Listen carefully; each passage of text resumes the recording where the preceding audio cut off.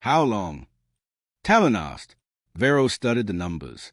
At current shield degradation, 4 hours, maybe less. Someone in the back of the room began to cry. Not dramatically, not loudly, but in the quiet, helpless way of a person who has simply run out of alternatives. No one looked at them. There was no judgment. Several others in the room had arrived at the same place internally. They simply hadn't yet allowed it to reach the surface. Talon remained at the console. She did not let herself sit down. If she sat down, something inside her would understand it as surrender, and she could not afford that yet. 40 minutes passed. The shields hit 4%, and then the console chimed. It was a small, almost absurdly ordinary sound, the soft ping of an incoming transmission. Drescher's head snapped toward it. His hands moved before his mind caught up, and then he froze, staring at the screen, and something happened to his face that no one in that room had seen in weeks. "Governor," he said. His voice was strange, careful, like a man holding something fragile. "We have a response." Talon crossed the room in 3 steps. She leaned over his console and read the message herself, because she needed to be certain her ears weren't deceiving her. It contained 12 words. Distress signal received. Hold your position. Reinforcements are en route. The room did not erupt. It went still, a different kind of still than before, not the stillness of despair but of something trembling on the edge of itself, not yet willing to believe. "Is that all?" someone whispered. "No identification," Vero said, studying the transmission metadata. "No fleet designation. No ETA." "The signal origin," Talon said quietly. "Where did it come from?" Dresch checked twice. Then he looked up at her with an expression she couldn't entirely read. "Human space," he said. "Deep human space." The response time suggests they received our signal, and replied almost immediately. He paused. They were already listening.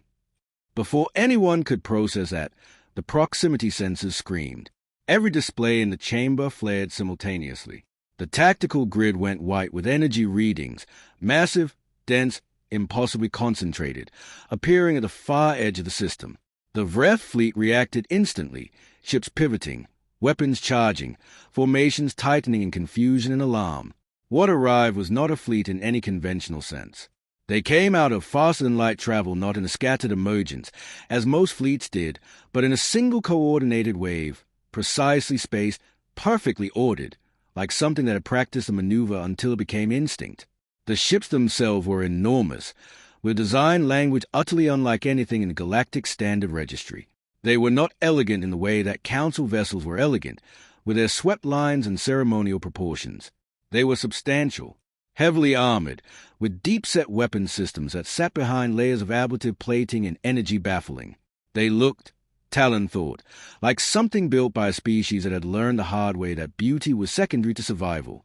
There were 31 of them, 31 human ships, against a Vreth fleet of 16 capital vessels that had, until approximately 4 minutes ago, believed this engagement to be a formality.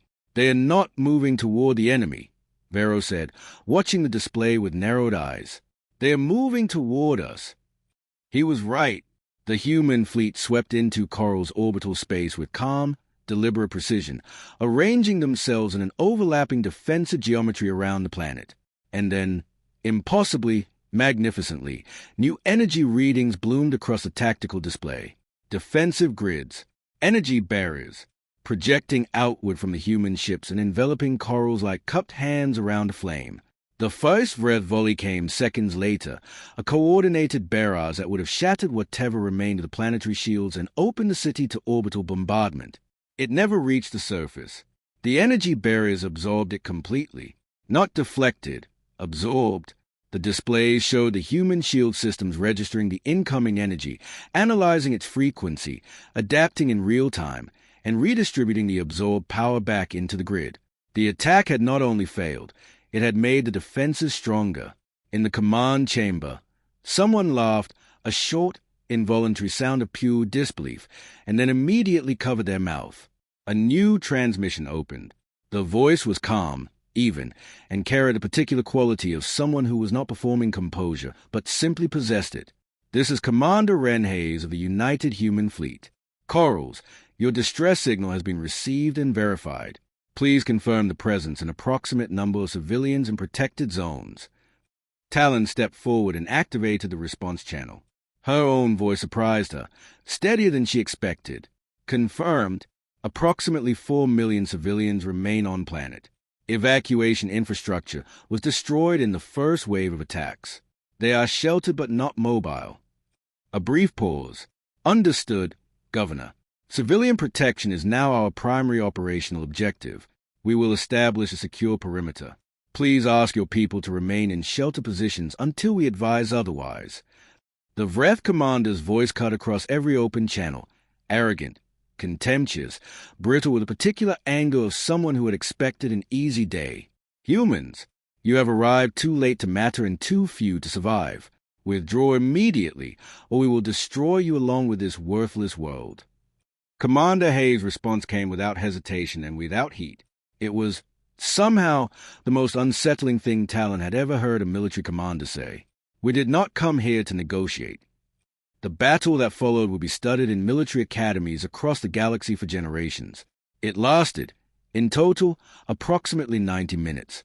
The Vreth Dominion fleet, with its 16 capital ships and 4 to 7 support craft, opened with a full coordinated offensive, everything they had concentrated, calculated to overwhelm any conventional defensive response.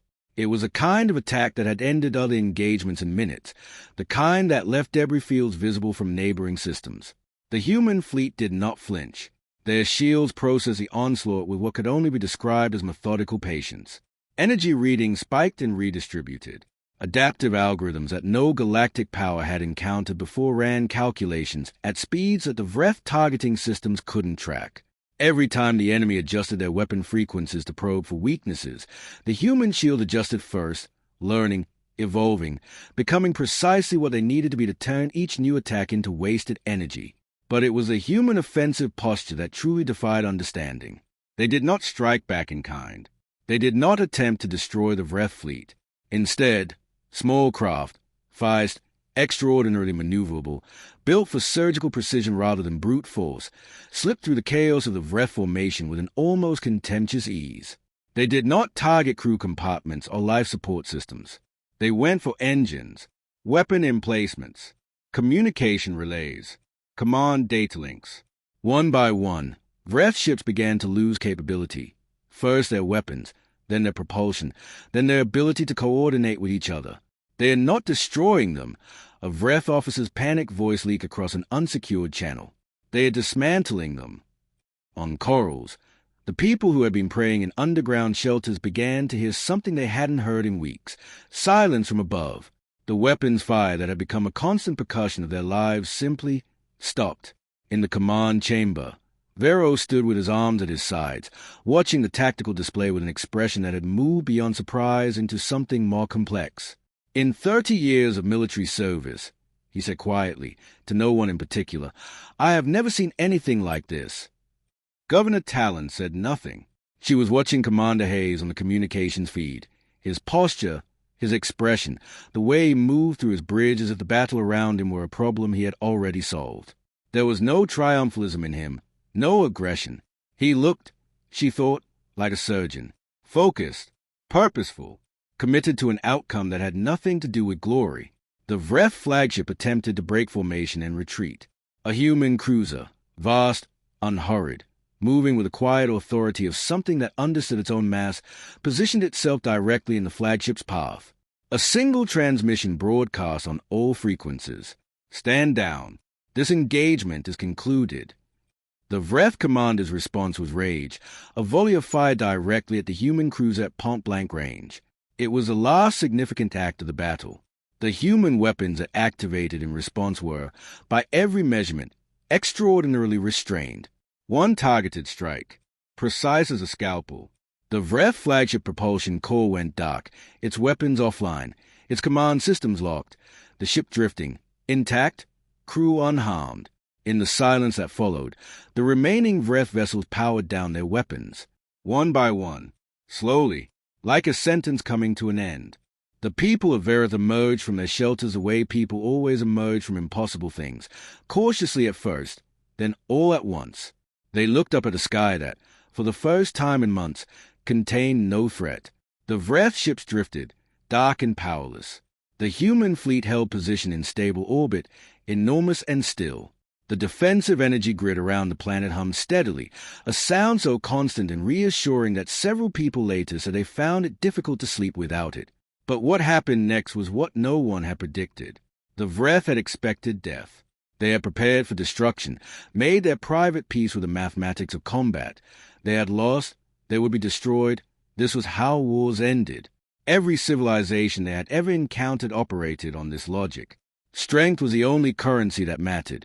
Mercy was simply weakness with a different name. Commander Hayes sent a transmission to every vessel in the system. All weapons are to remain powered down. Medical teams are standing by. Rescue shuttles are prepared for deployment to all damaged vessels, including Vreth ships. If you have wounded crew, signal your position. We will come to you. The silence that followed this announcement was, in its own way, more profound than the silence after battle. We will come to you. The Vreth commanders argued among themselves. Their communications were not secured, or perhaps, some later speculated, Hayes had made a deliberate choice to leave a monitoring frequency open, knowing what they would hear. The Vreth debated the offer with suspicion, so deep it had curdled into something like terror. This had to be a trap. It was psychological warfare. The humans were mocking them. No one offered medical assistance to a defeated enemy. No civilization did that. And then a Vreth junior officer on a ship with 17 critically wounded crew members made a decision that will be recorded as one of the small hinges on which history turns. He signaled his position. The human shuttle arrived within minutes. Human medics, calm, professional, carrying equipment the Vreth had never seen, crossed the threshold of an enemy vessel and went to work without hesitation. They did not ask questions about allegiance or culpability. They asked about symptoms, vital signs, the specifics of injuries. One by one, other Vreth ships sent signals. On the surface of corals, emergency supply drops fell from orbit. Food, water, medical equipment, engineering components, landing with gentle precision in the clade zones outside the city. Human engineers in atmospheric craft descended to assess the shield infrastructure, and within hours, power systems that had been failing for weeks came back online with a steadiness that felt almost dreamlike. Water recyclers restarted. Hospital supplies were restocked. Governor Talon stood at the entrance to the command chamber and watched a young human engineer, barely older than Sailor, explain to a group of exhausted coral technicians how the shield modulation system worked, how to maintain it, how to prevent the failures that had nearly doomed them. The engineer spoke with patience and without condescension, as if sharing knowledge was the most natural thing in the world. Talon climbed to the surface and walked through streets he hadn't seen in weeks, past buildings shored up by emergency supports, past walls covered in the drawings children had made during the shelter period, crayon skies full of enemy ships, and now, in newer drawings, those same skies filled with something else. Larger ships, different shapes, stars that hadn't looked threatening since before the war. She found Commander Hayes standing at the edge of a landing platform, watching the city with a quiet expression. He was younger than she'd expected, younger looking, anyway. There was something in his face that had clearly been weathered by things he'd seen, but it sat underneath the surface rather than on top of it. "Commander," she said. He toned. "Governor, how are your people?" She paused at the question, its simplicity, its directness, the fact that it was the first thing he asked. Not about the fleet, not about the council, about her people. "Alive," she said, "because of you." She paused again. "You could rule us, you know, after what you demonstrated today. The technology, the capability, no one in the known galaxy would contest it. The council is already in emergency session. The Vreth Dominion is neutralized. You could make any demand you chose." Hayes looked at her steadily. "We could," he said. "But power claimed through fear collapses. It always does." He was quiet for a moment. "We came because you asked, because your people needed help, and we were able to provide it. That's the beginning and the end of our intention." Talon looked at him for a long time. "That is either the most honest thing anyone has ever said to me," she said finally, "or the most dangerous." For the first time, Hayes smiled, a small, genuine thing. Probably both. The emergency session of the Galactic Council lasted 14 hours. Representatives from 47 member civilizations gathered in the Great Circular Chamber on the station at Meridian Prime, a structure specifically designed to convey the impression of order and permanence. They had convened emergency sessions before, over territorial disputes, resource conflicts, the occasional solar event that threatened inhabited systems, but never quite like this. Every display in the chamber showed the same recording, taken by Vreth sensor drones in the moment before those drones were systematically and non-destructively disabled. The human fleet arriving in formation, the defensive grid enveloping corals, the precise surgical dismantling of superior attacking force, and then, the part that was being watched and rewatched with particular intensity, the deployment of medical teams to enemy vessels. The council chamber was quieter than it had ever been. They violated 17 articles of the Conflict Engagement Protocol. One counselor finally said. They violated none of them, replied another.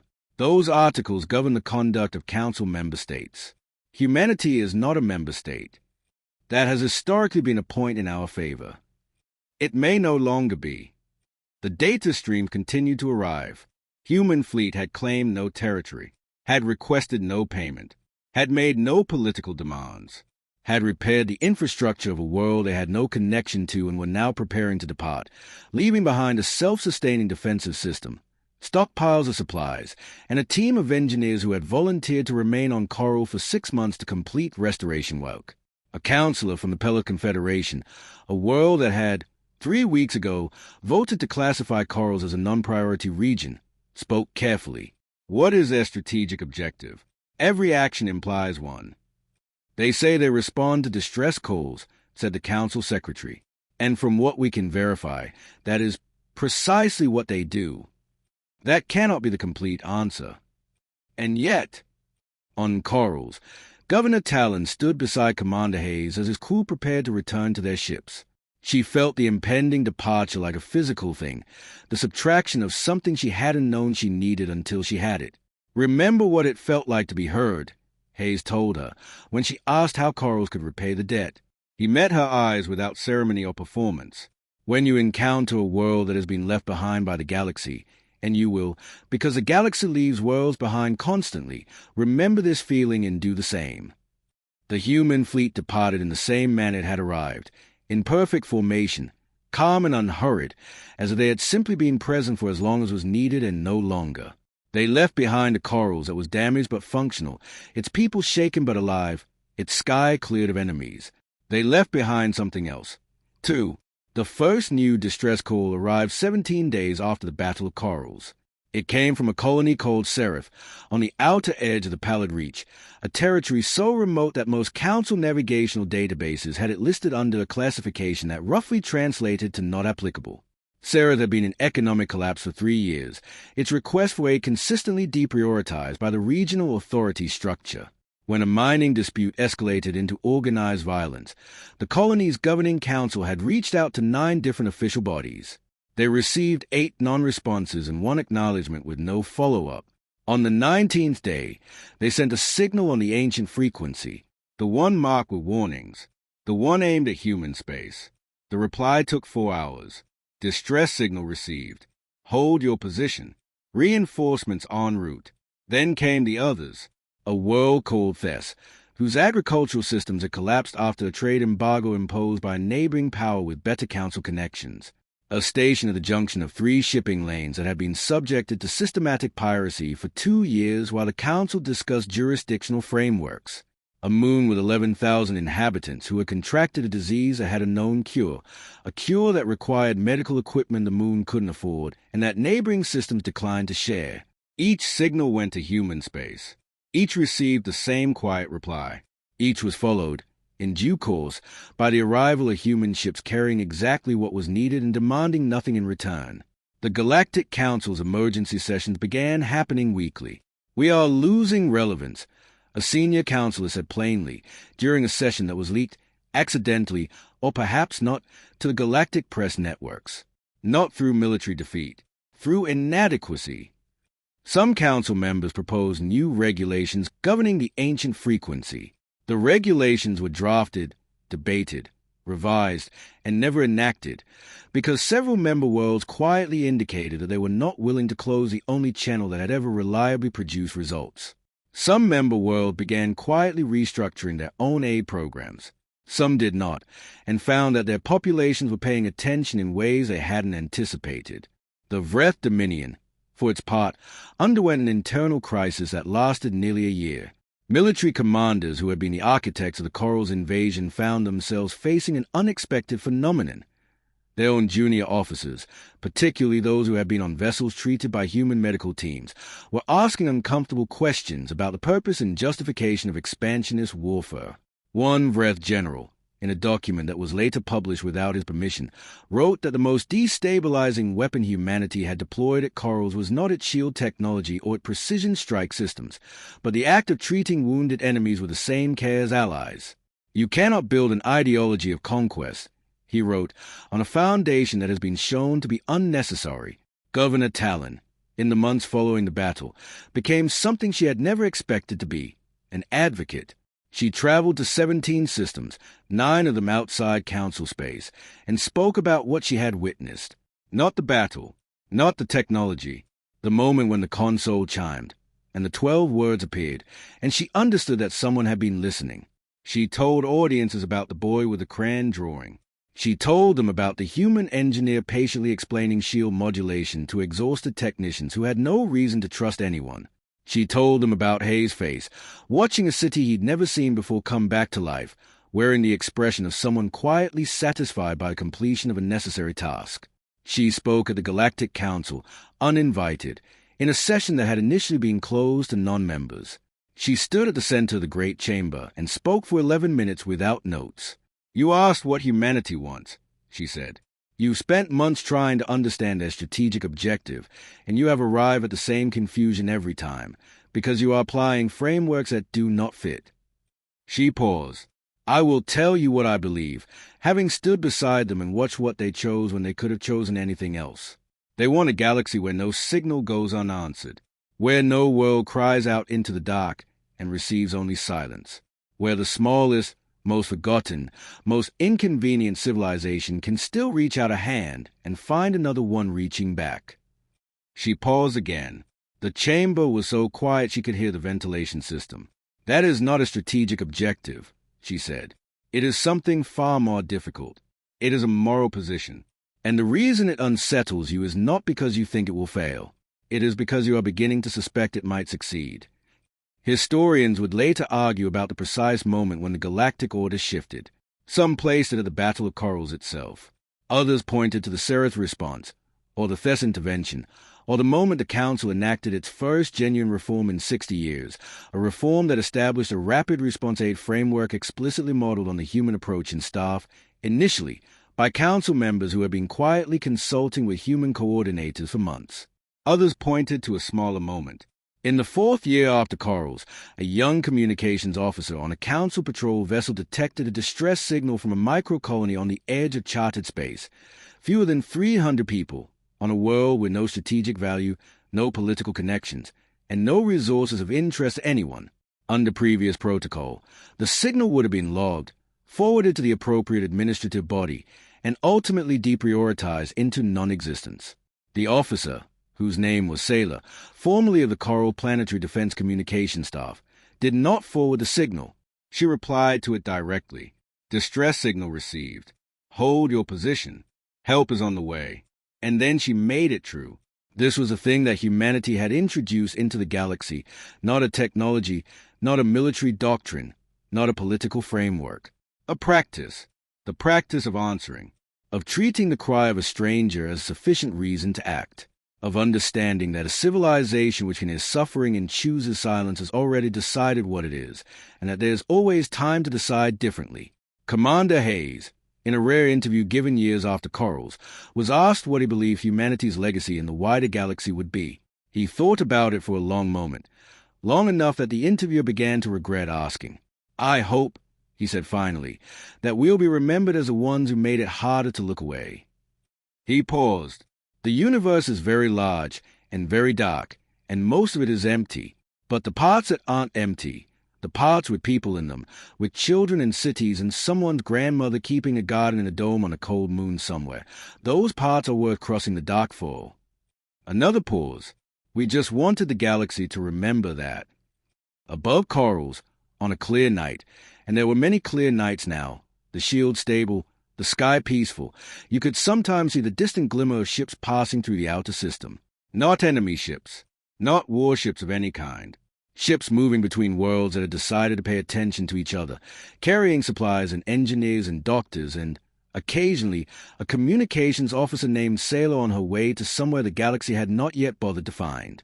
The boy who had given Governor Talon a crayon drawing during the siege grew up to be an astronomer. He specialized in signal detection, the faint, ancient whispers of the universe trying to communicate with itself across impossible distances. He said, in an interview late in his career, that he had chosen the field because of something he'd witnessed as a child, sheltered underground during a war, when a single blinking console in a room full of frightened people had made a sound like hope arriving. He spent his life listening for signals. He made sure, when he found them, to answer. The outer rim of the galaxy had a way of making you feel forgotten. Corals was that kind of world, small, distant, the sort of place that appeared on star maps only because cartographers were thorough, not because anyone cared. It had once been alive with industry and laughter, a modest colony that asked nothing of the galaxy except to be left in peace. Now, in the final hours of its existence, even that small wish was being denied. The city of Vreth, the last functioning city on the planet, flickered like a candle caught in a storm. Towers that had stood for 3 centuries were fractured at their bases, leaning at unnatural angles against a sky bruised purple and orange by distant weapons fire. The defense shields, once a point of quiet civic pride, pulsed erratically overhead, each fluctuation drawing collective gasps from the millions sheltering in underground corridors and collapsed market holes. Power systems groaned. Water recyclers had gone offline 2 days ago. The hospitals were overwhelmed, and the doctors had long since run out of things to say to the families waiting outside. Above it all, the enemy fleet circled with the patience of predators who already knew the outcome. They were called the Vreth Dominion, an expansionist power from the galactic midrim that had spent decades consuming border territories the way a fire consumes dry grass, methodically, hungrily, without apology. Corals had nothing they needed, really. It was a statement, a demonstration, a message to every other small world watching from a safe distance. No one is coming for you. Inside the command chamber, a reinforced room buried 40 meters beneath the city's central plaza, Governor Elara Talon stood motionless before a wall of failing displays. She was not a military woman. She had been an administrator, a builder of trade agreements and infrastructure projects. The war had found her anyway. It always did. Around her, the remaining officers of Corals moved with the mechanical efficiency of people who had stopped sleeping. Some were young, terribly young, their faces still carrying the ghost of expressions they'd worn before all of this began. One of them, a communications officer named Dresh, had barely spoken in 48 hours. He simply sat at his console, monitoring a bank of channels that had gone dark one by one over the past week. Council frequency. Talon asked without looking up from the tactical display. Silent, Dresh said. Has been for 11 hours. Regional emergency band. Static. She turned slowly to face the room. The Allied garrison at Pulverth. Dresh's jaw tightened. They acknowledged our situation 4 days ago, so they were assessing. A quiet, bitter understanding settled over the chamber. Assessing. The galaxy's most elegant way of saying nothing at all. Governor Talon walked to the central console and placed both hands flat on its surface, steadying herself. She had sent 4 to 7 distress calls over the past 3 weeks. She had compiled casualty reports, resource assessments, civilian population data, everything the Galactic Council had ever said it needed to justify intervention. She had transmitted it all with careful, professional precision. The Council had received every file. Their response had been a single formal acknowledgement, followed by silence. Corals was too far, too small, too inconvenient. One of her senior officers, a heavy-set man named Vero, who had commanded planetary defense before the shields began failing, approached her quietly. "Governor," he said, his voice low enough that only she could hear, "there is one option we haven't discussed." She already knew what he meant. The ancient frequency, the forbidden channel. Every civilization with access to the old galactic communication networks knew about it. A relic of a darker era, a signal band reserved for total desperation and marked on every official star chart with a stark, unambiguous warning. It pointed toward a region of space that the known galaxy regarded with a mixture of fascination and unease, a territory that had developed in near isolation, that had fought its own wars in its own way, that had never joined the Council and never asked for permission. Human space. "They don't respond," said a young officer near the back.